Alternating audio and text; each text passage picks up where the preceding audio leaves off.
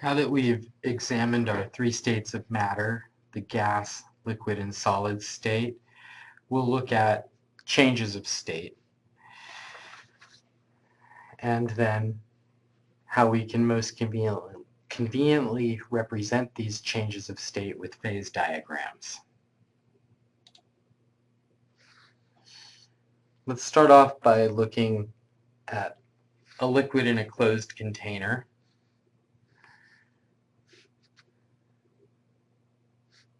Here we have molecules transferring from the liquid to the gas phase through vaporization or evaporation. At the beginning, the rate of evaporation is high because there is no gas present, and the rate of condensation or gas molecules returning to the liquid phase is fairly low. As time goes on, evaporation stays constant and condensation begins to increase. When enough vapor is present so that the rate of condensation is equal to the rate of evaporation, no net change in the liquid or vapor occurs and the system is at equilibrium. The system is still highly dynamic with molecules evaporating and condensing constantly, but there's no apparent change, and so our vapor pressure at equilibrium becomes constant. We can measure liquid vapor pressure with a barometer.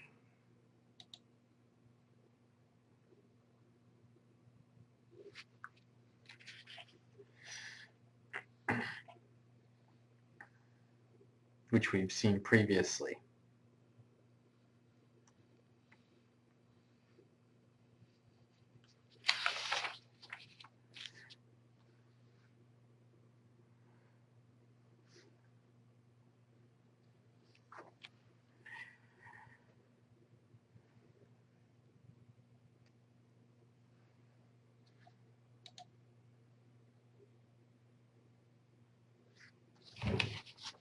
Now, in order to measure vapor pressure with the barometer, we inject liquid under a column of mercury, which fills the empty space above the mercury because of density. When equilibrium is reached, there's no more change in the mercury column, and the height gives the vapor pressure. Vapor pressure is the pressure of the vapor present at equilibrium. In order to measure vapor pressure, the system must be at equilibrium where no net change occurs in the amount of liquid or vapor because the two opposite processes exactly balance each other. Liquids in which intermolecular forces are large have relatively low vapor pressures. Vapor pressure increases significantly with temperature. If we look at water, for example, we can see that from 0 degrees Celsius to 90 degrees Celsius, there's about a 100-time increase in the vapor pressure. This holds true for ethanol and diethyl ether. We see a huge increase in vapor pressure with temperature.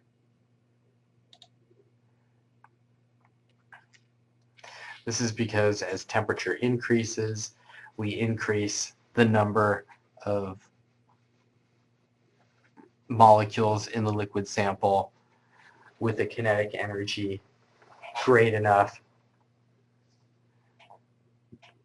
to overcome intermolecular forces as we increase temperature.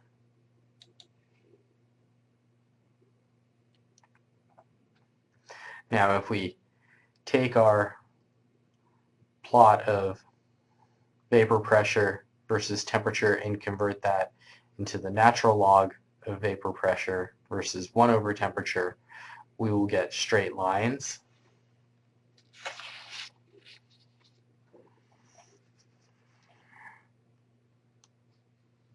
Where we get a y equals mx plus b relationship. Here, y equals natural log of our vapor pressure. X is 1 over T in kelvins, and our slope m is our change in vapor pressure over R. This is known as the Clausius-Clapeyron Equation.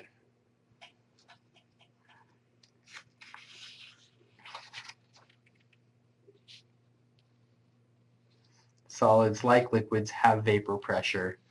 Solids with very low vapor pressures go directly to the gas phase through a process called sublimation without passing through the liquid.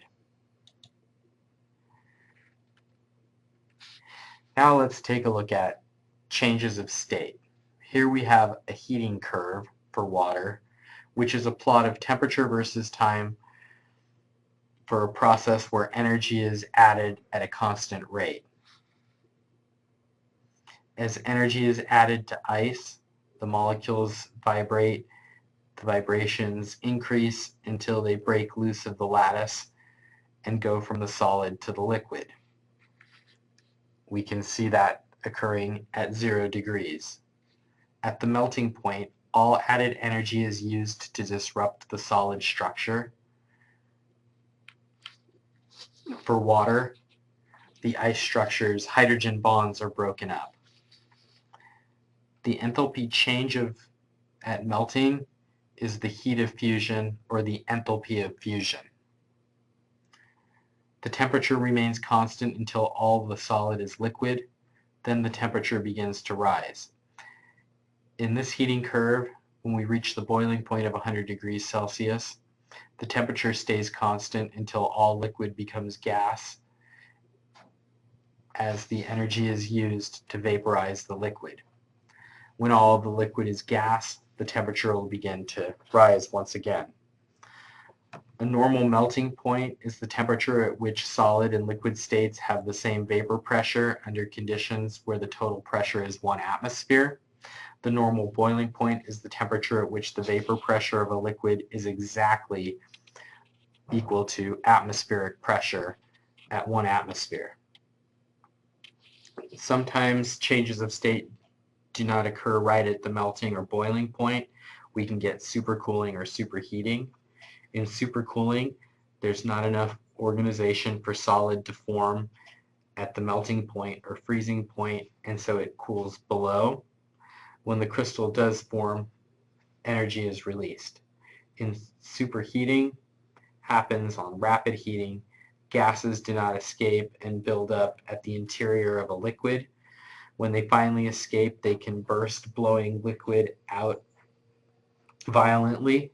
This is sometimes referred to as bumping and often ruins experiments. We avoid this by adding boiling chips or porous ceramic with trapped air that easily escapes and starts a smooth boiling process.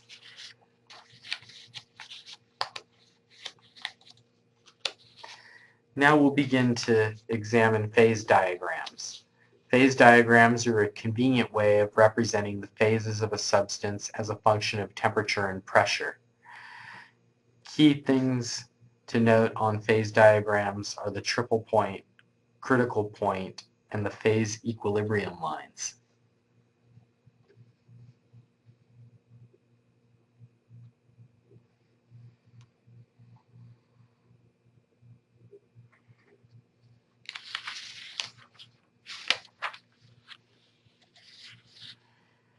Here we have a phase diagram for carbon dioxide.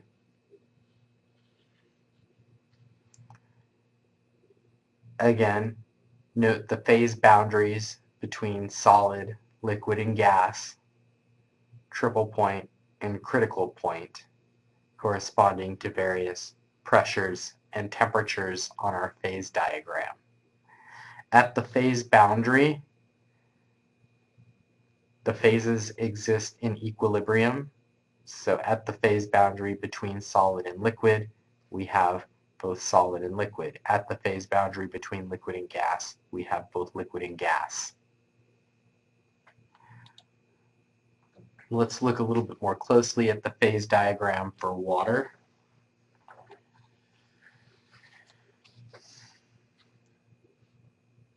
Remember that for a closed system, no molecules escape and no air is present. Also note that neither axis is linear to show important features like the triple point and critical point. First, let's look at pressure of 1 atmosphere.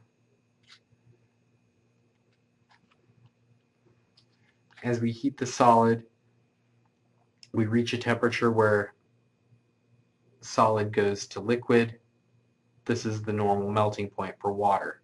As we add more heat, liquid goes to gas at the normal boiling point. Now if we look at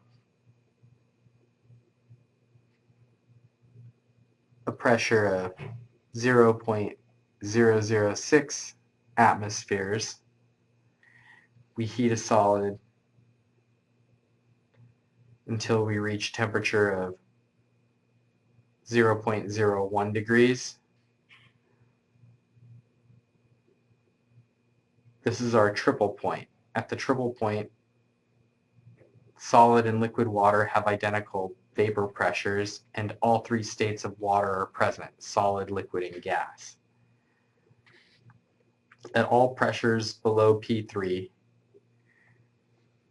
liquid will not exist. Solid will sublimate upon heating directly to gas. Now if we look at that high pressure of 218 atmospheres, we can see a critical point.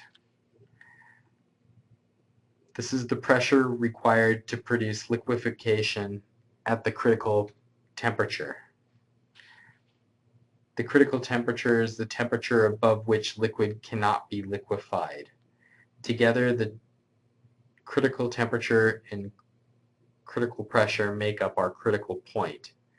At the critical point, liquid goes through a fluid state that's not seen at other pressures and temperatures when going from liquid to gas. Also note the negative slope for solid-liquid boundary in water. The melting point decreases as the external pressure increases. This is opposite most substances because the density of ice is less than the density of liquid water. Typically, liquids boil at a temperature where the vapor pressure of the liquid is equal to the external pressure.